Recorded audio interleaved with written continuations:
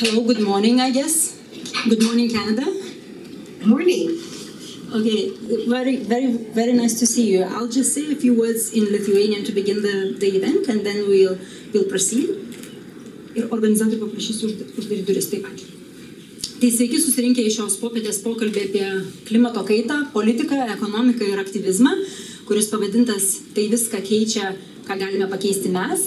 Ir kaip jau minėjau, kadangi renginio kalba bus anglų su vertimu į lietuvių kalbą, tikiuosi jau spėjote tie, kuriems reikia pasimti ausines. Hello and welcome to the discussion which is titled This Changes Everything, What Can We Change Ourselves?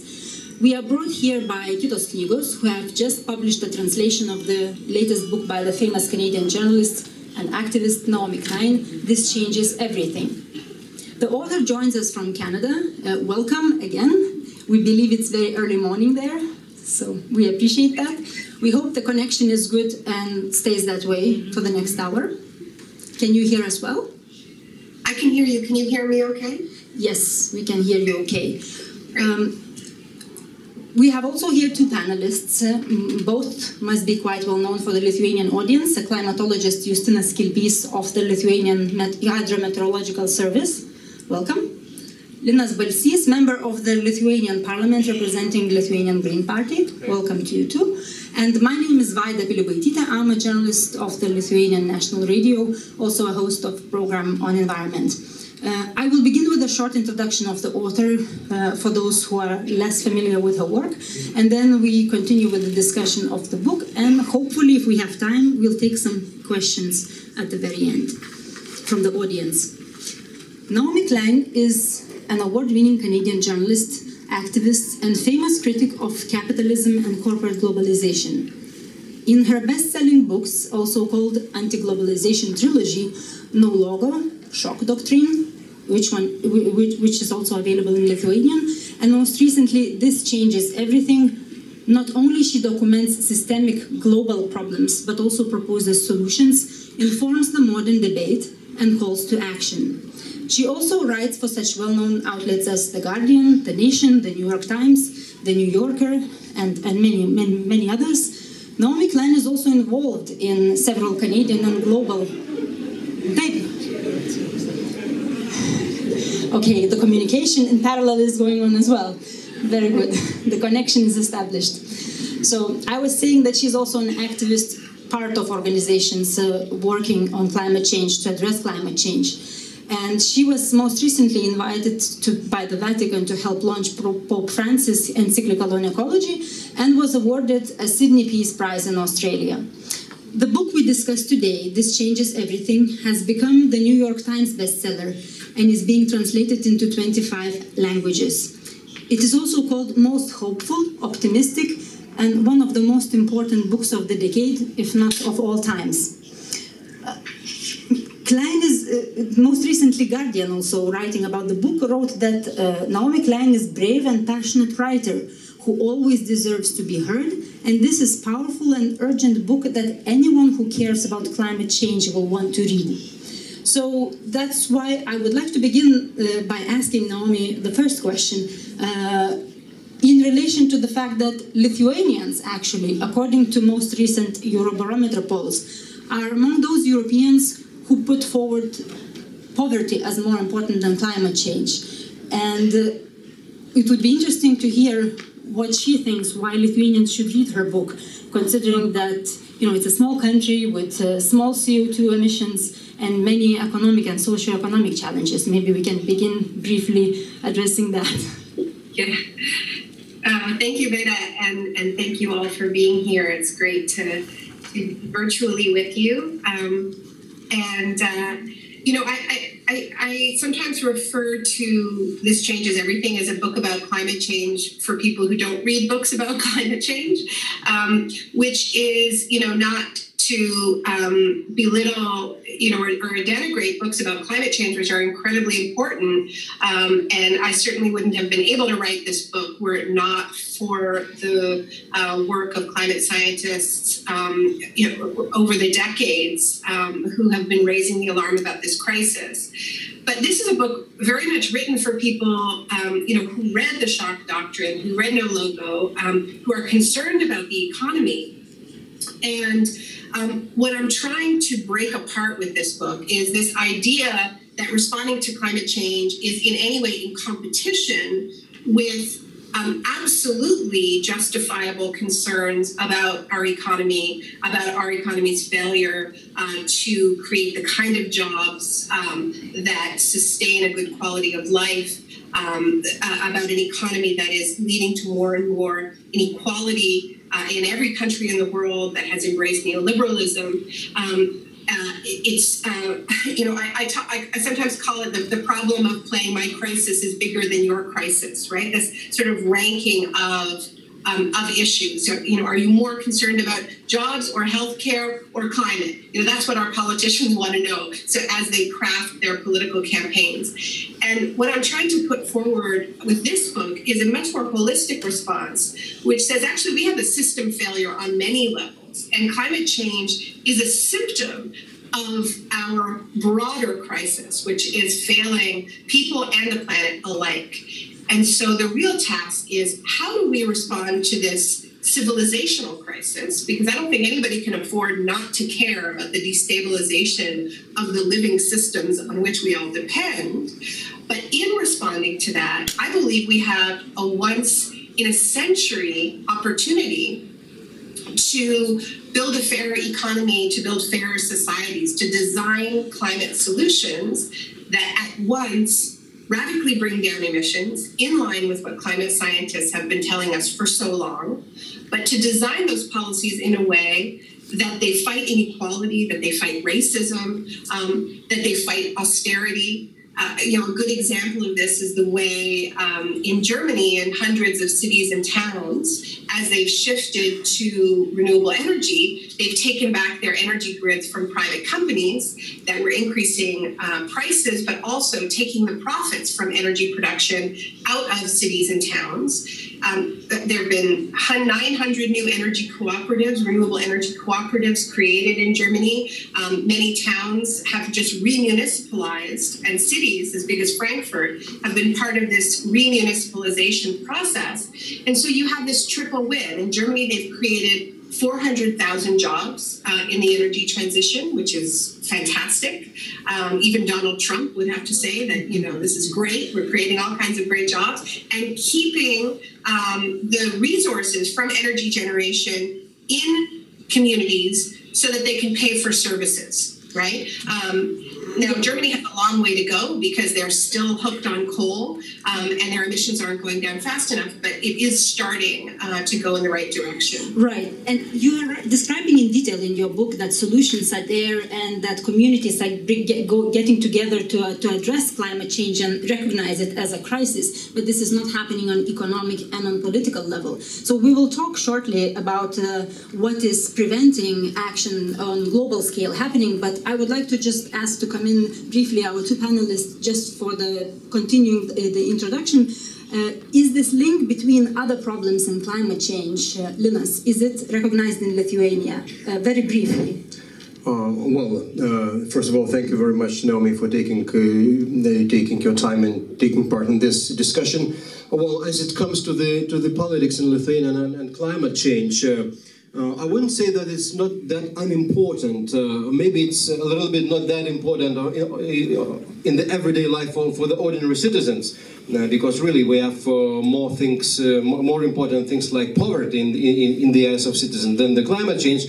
But on the political level, on the governmental level, we really do care, and Lithuania is actually one of the leading nations in the EU. If we take the level of renewables.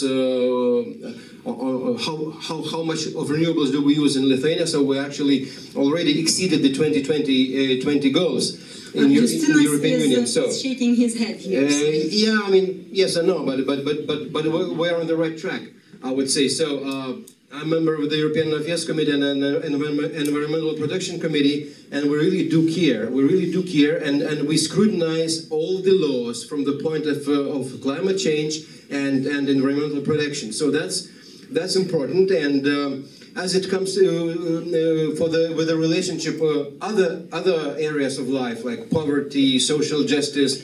Yes, I'm green. I link these things all together. Maybe but other parties not necessarily. Yes, maybe you're not the most representative of the all Lithuanian politicians, but that's okay. Justinas, very briefly.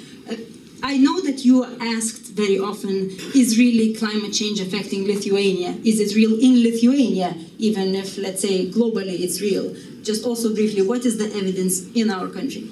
You know, all the time we get the question that the climate, we are living in a country where we don't have a very extreme climate events, but the climate is changing, and in Lithuania it's very evident in the winter season. The winters are becoming shorter and they are much warmer than it was 30, 50 years ago. And why it's important, that actually also addressing other issues. So if you see the climate projections in 30, 50 years, we will be not able to grow the winter crops in Lithuania because there will be no snow, and the average winter temperature will be around 0. So in our tradition, in Lithuanian tradition, we are very much, we are growing a lot of these winter crops. So actually it will affect also the other fields of our society. And also in the summertime we have much more heat waves than it used to be 30 years ago. For example, in Vilnius, if you see the statistics before the 21st century, if the daily temperature to reach the 35 degrees, it would happen once in 3 or 4 years. And from 2004, every year in Vilnius we have temperatures as high as 35 and more. So already for 30 years we have temperatures which are reaching 35 and more. And we have to prepare for that. So this is real, but in fact, if anyone would think Naomi's book is not actually about convincing the global community that climate change is real, I believe she, clearly from reading the book, it's clear that she takes this point of departure is that 97% of scientists agree on this. So she rather explores the complexity of interplay of politics, economy, and science, even human psychology, that for the past, I believe, more than 20 years, led to the reality that many people are in denial. Correct me if I'm wrong, but you also talk about historically bad timing for addressing climate change. Can you explain a bit more about this, and also interesting fact that you actually go back and show us that it has not always been like this, that the world seemed to be divided whether it's happening or not, or whether it's man-made or not, right? It has not always been like that. So how did that change? To the fact that now scientists in America are threatening to go to streets and, defend science. Yeah, there's been certainly the scientific community in the United States right now is really being forced to become very activist, which is difficult. I'm hearing some feedback to people. Are you hearing feedback from me, or is it okay? Yeah. We hear you fine. Okay, so I'm going to ask on your end to mute yourselves for me. Can you do that? No. Sorry, what was your question? Can you mute your room? Yes. Okay, great, thank you. I promise not to go on forever. So the argument I make around bad timing, right, is that there was this moment when the world came together for the first time, stopped having the argument about whether or not this is happening or not, and came together with great resolve to do something about this, right? There was the first time governments came together and had a meeting to address the climate crisis. There was the creation of the Intergovernmental Panel on Climate Change, the UN scientific body to address this. Time magazine announced that the man of the year this year was going to be planet Earth because the Earth was in such crisis. Everything that I'm describing happened in 1988, okay? So the reason why I say this is a case of epic bad timing is that the moment when climate change landed on humanity's lap as an issue that we were really going to deal with together, roll up our sleeves and address this issue with resolve, was the year before the Berlin Wall collapsed, exactly when Francis Fukuyama declared that history was over and there was now just one model of neoliberalism, liberal democracy and liberal markets that was going to spread around the world. And that the reason why this is bad timing is that the tenets of that project, as you all know, right, are privatization of the public sphere, deregulation of the corporate sphere, low taxes, offset by cuts to government social spending, all locked in under a network of free trade deals. This is a problem when it comes to a transnational crisis like climate change, because if we are going to listen to the scientists, well, of course we have to intervene in markets in the interests of people. We need to plan our economies. We need to transform our energy systems, our transportation systems. And at precisely the time we needed to be doing this, we were actually selling off our transportation systems, our energy systems, losing control. Regulation was a dirty word. Taxation was a dirty word. And let's be honest, this costs money. Government and governments in this period had a self-induced debt crisis because of this drive for lower taxes. And also this sort of the ideological project really clashed with the imperatives of climate science. So in my book, I have a chapter called "The Right is Right," where I spend extended time with very right-wing climate change deniers in the United States at the right-wing think tanks that are really spreading doubt and misinformation and lies about climate change. And what I argue is that they're not right about the science. Of course, they're completely wrong about the science. But what they understand is that if the science is true, it is a death blow to the ideological project of neoliberalism that these think tanks exist to promote. And so they must deny the science in order to protect their ideological project. So that's what I mean by historical bad timing. I think we're in a very different moment now, where neoliberalism is actually a kind of a zombie ideology and has been since the 2008 economic crisis.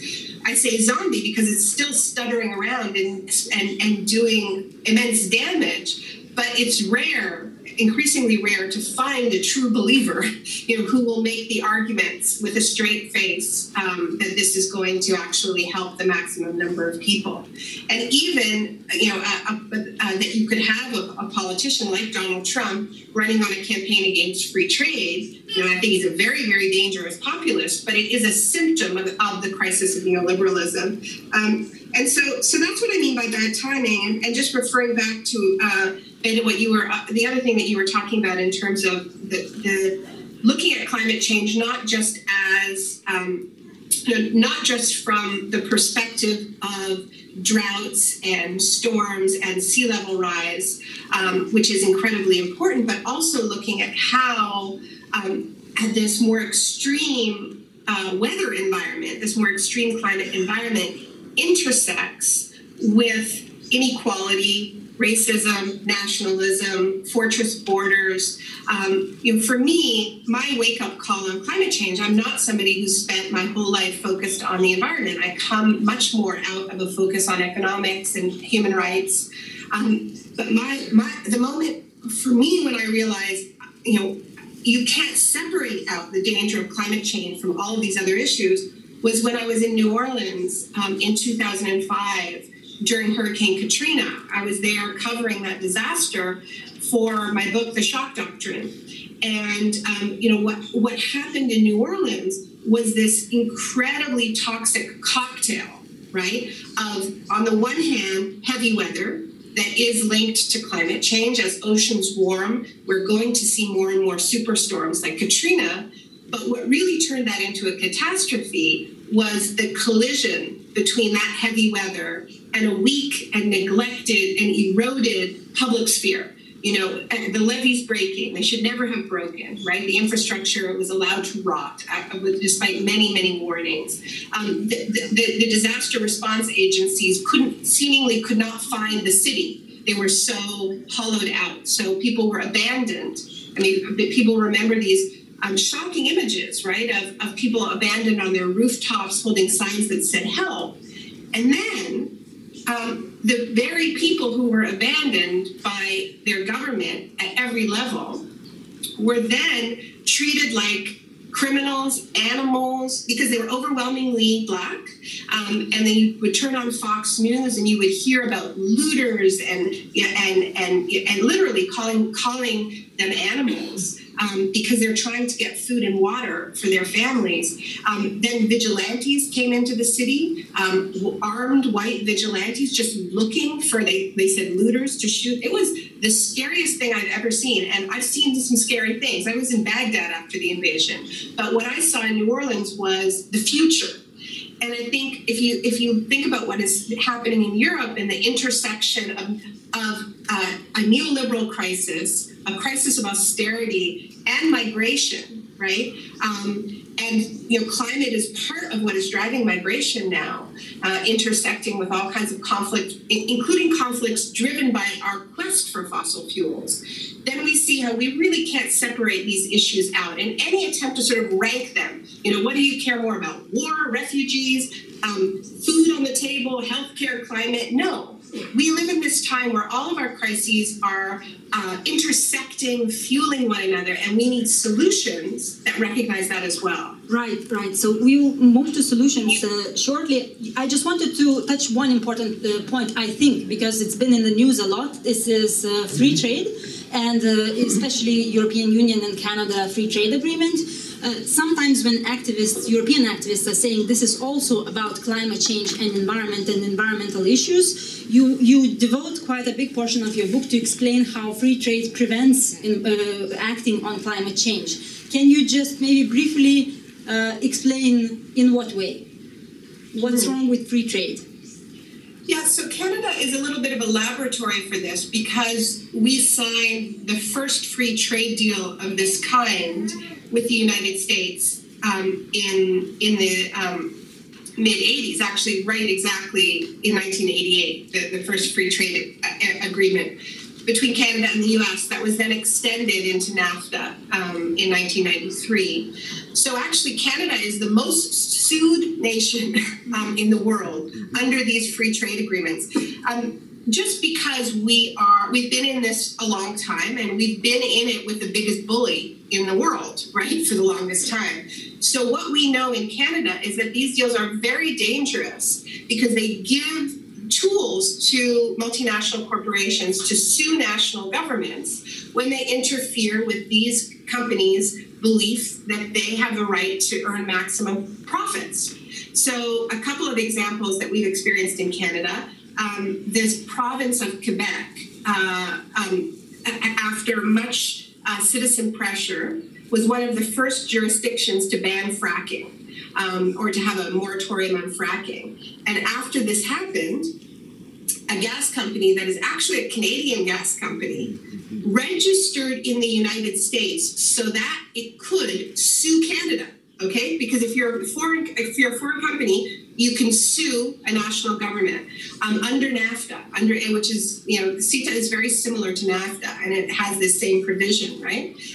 So this gas company registers in the United States and sues Canada and says that this fracking ban interferes with their right to frack for gas under the St. Lawrence River. So that's one example. Another example is where I live in Ontario, where in Ontario we have introduced during the financial crisis in 2009, introduced a piece of quite good climate legislation, which did exactly actually what I was saying before, which is try to bring together the need for jobs, the need for economic stimulus, and the need to act on climate change into a holistic piece of policy, okay?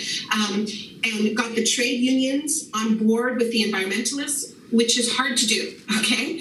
And the piece of legislation that we had a feed-in tariff, much like the German model, but it also had a requirement whoever wanted to take advantage of the beneficial rates under the feed-in tariff for producing renewable energy had to produce between 40 and 60% of their green technology in Ontario. Okay, so they had to be producing a certain percentage of the solar panels, the wind turbines in Ontario as a way to stimulate the manufacturing sector, which at that time was facing huge job losses because Ontario is very dependent on automobile manufacturing, and the auto sector, if you remember the North American auto sector, after the financial crisis in 2008, two of the big three automakers declared bankruptcy and had to be taken over by the government, and so they were laying off workers. So what was great about Ontario is, as planned, is that many of the laid off auto workers, the workers from the auto sector who had lost their job, not because of climate policy, but just because of mismanagement by the auto companies, were suddenly getting jobs making solar panels. And in my book, I profile one solar company that actually opened up in a closed down auto parts shop. Okay, so this is what we want. We want to shift from a fossil fuel intensive economy to a green economy, and we want to bring the workers with us so that we can finally get out of this jobs versus the environment endless battle. And then we created 31,000 jobs, which is very good for a province the size of Ontario. And then what happened is that we were taken to the World Trade Organization by Japan and the European Union, who said that the requirement that a certain amount of the jobs be made, a certain amount of the technology be made in Ontario violated the anti-protectionist rules that Canada had agreed to. So it's just a couple of examples of how these trade deals are penalizing governments for doing the right thing. And where this has been really damaging is the United States has actually launched similar challenges against India and China for their supports for renewables, which is absolute madness, because if there's one thing we all need, it's for these massive emerging economies to leapfrog as quickly as possible over fossil fuels and go straight to green tech. And whatever they can do to speed that process and bring their populations along should be supported. It should not be thwarted. And that is actually what's happening. That's how these trade deals are being used. Right. In your book, you're also very critical of environmental movements, saying that they've been too moderate and not radical enough to actually push for substantial change. And you're saying that basically time for non-radical solutions, there is no time left. It's only radical solutions that we are left with. And basically what you're attacking capitalism and saying the whole system needs to change because solutions are there, but nobody is doing anything about it to actually solve the crisis. And you are for more government regulation, for nationalization, even for planning economy. I think that's the term used, which brings up not the best memories in this part of the world.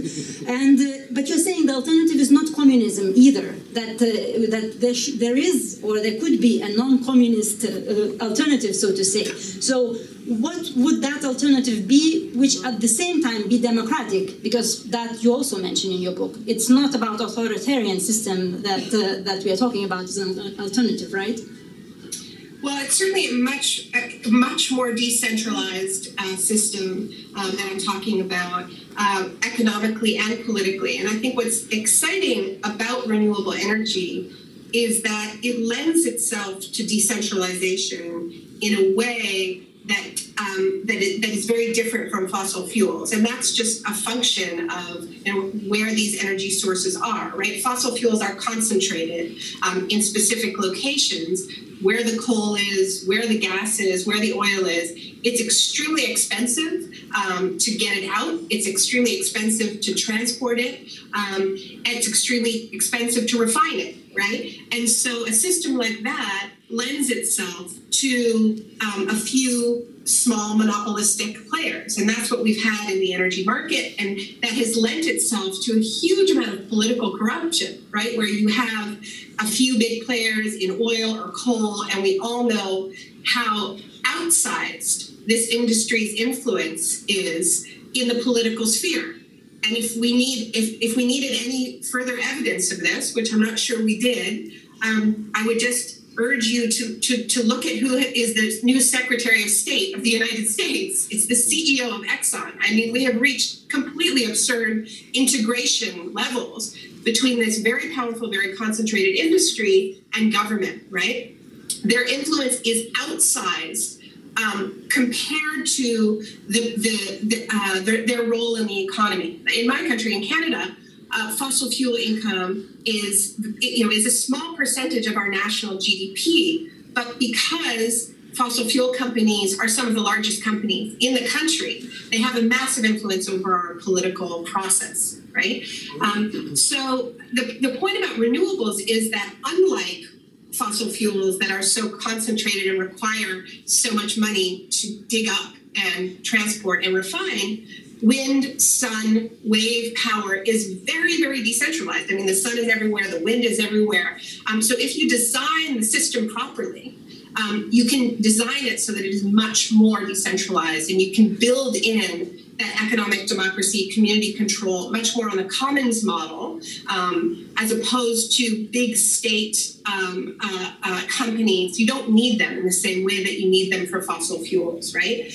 So I think it's an opportunity to build a much more democratic economy than we've had under state socialism or state communism or capitalism/corporatism, which is what we've got right now. In Canada, we came up with a little bit of a blueprint if people are interested in, the kinds of policies that I'm advocating. That since I wrote This Changes Everything, we've put together a coalition in Canada of 220 organizations, everybody from Oxfam, Greenpeace, Black Lives Matter, No One is Illegal, a very, very broad coalition, including our largest trade union in the country. And we drafted a political program called the LEAP Manifesto. And you can read it at leapmanifesto.org. And maybe, take a look, and maybe some people would be interested in imagining what this would look like in Lithuania. We've found people picking up this program. It's got 15 policy demands. The whole thing is only 1,400 words. There's an accompanying document about how we can pay for it and the economic policies we need to pay for it. But what's been really exciting is that it shows it's possible to bring together the labor movement with the climate movement, with the migrant rights movement, with various human rights movements, if we design these integrated solutions.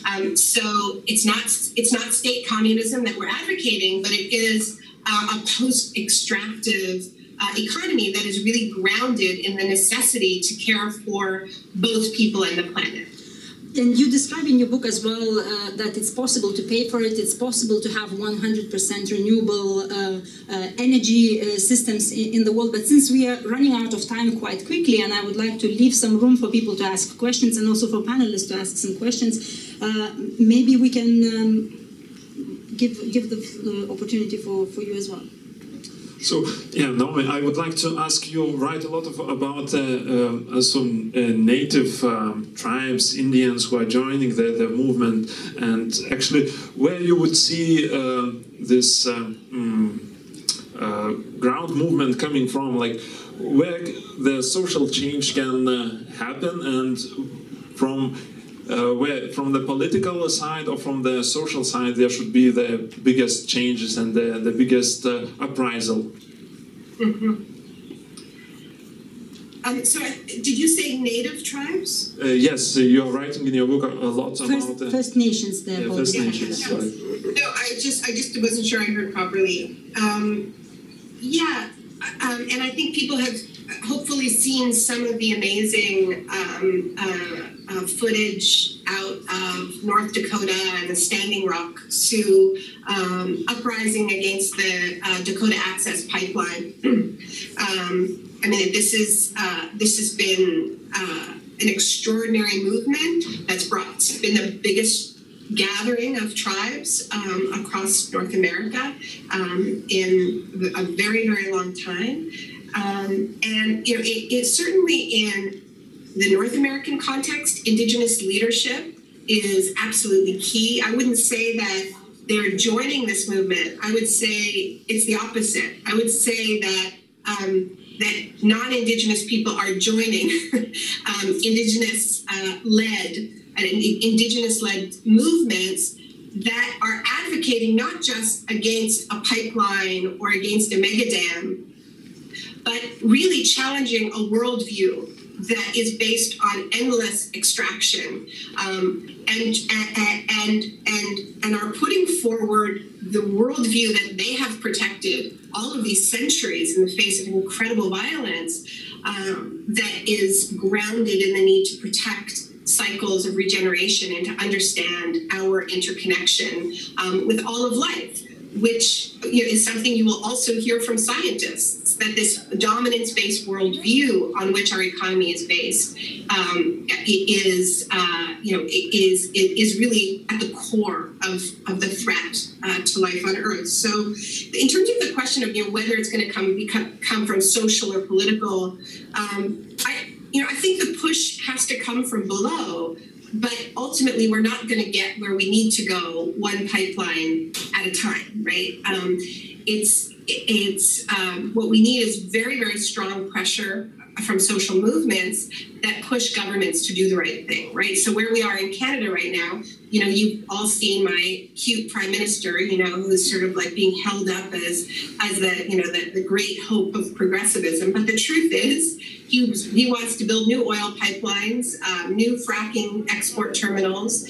He's putting a sort of smiley face on Canada's climate criminality. But the story isn't over. He's coming now under tremendous pressure from young people who are very, very important to him because they're largely responsible for his electoral victory. He cannot afford to lose the youth vote.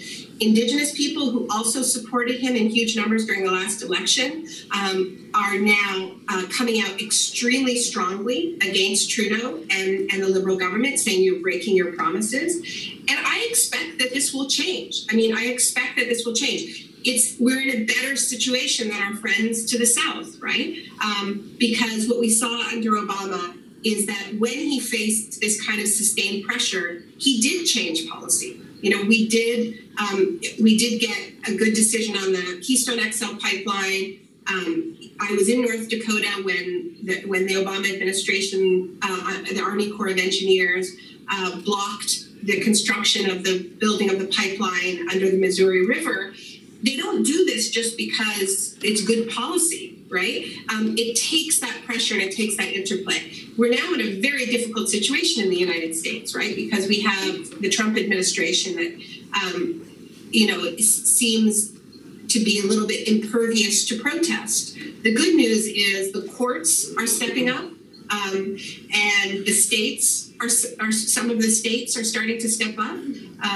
So I think people are going to do whatever they can to prevent Trump from doing the maximum damage. And we see this with his travel ban on Muslims, the way people flooded to the airports, the way the courts stepped in and overturned it. So the story isn't over just because Trump has written an executive order. Yes, and your book is a lot.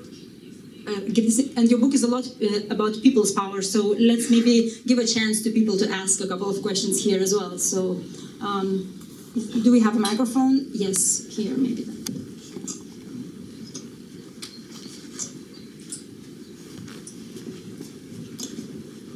Hello, Naomi. Thank you for your presentation and your books. As you might know, this sinister trade deal called CETA, the free trade deal between the European Union and Canada, is undergoing now the process of ratification. And the European Union and our members of Parliament are going to vote on it very soon. So I would like to ask you to just say a few words, just especially to address to our members of Parliament. We have one panelist here who is a member of Parliament. The question is, how do you feel about this deal, and what would be your few words to our Actually, since we have 15 minutes and we addressed the EU and Canada deal already, I think, can we take a different question, please? She can say, Naomi can answer as well, but let's take one more question, please, in addition to that. because if we will be kicked out from the room, we might as well maybe include more aspects. Aš lietuviškai. Taip, išversime, aš išversiu. Išvers? Tik trumpą klausimą. Labai trumpą, prašau. Labas, Tomi, kaip jūsų požiūriu į Žemės evoliucijos istorijoje dinozaurų laikais ir iki to vyko daug atšilimų ir ledynmečių ir tai buvo politikos ir tai vyko savaime. Okay, I understood the point. So first question, as you heard, was what can we do still to press our parliaments maybe not to ratify the deal? And the Lithuanian question also was, in Lithuanian, was about, I believe, other aspects that might affect climate change. We will take one more, please. Other aspects? 1 second. Yes, I have a question for Mulder. One more specific question. I think what you're using is quite some fear tactics, trying to talk about the hurricanes and the cataclysms, and you're saying that what you were saying today, that the economy is not doing as good as it was, and you're referring to the financial crisis of 2008. Now, my question is, what you're basing your what you're saying on? I mean, what data are you using? I mean, the economy is doing as great as ever. I mean, if you look at the US economy or the German economy, it's as great as ever. So why do we need and change the politics? Thanks. Some people are not convinced that the economy is in collapse. Okay. So, great. So, I think we need to make a distinction between whether the market is doing well, whether the market is happy, and whether people are doing well.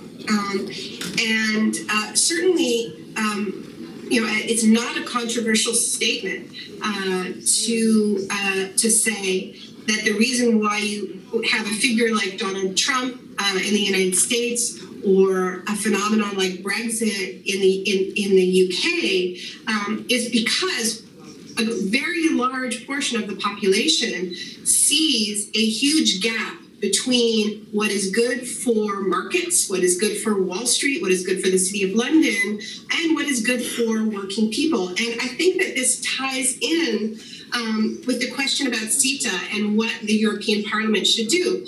I mean, personally, I believe that the greatest gift that can be given to the rising neo-fascist right in Europe is to lock in more of these deals that are seen as waging war on democracy, on the power of people to make their own laws, to benefit people, and I gave you an example of how they interfere with that, and also that are seen as part of a process of denigrating the quality of work.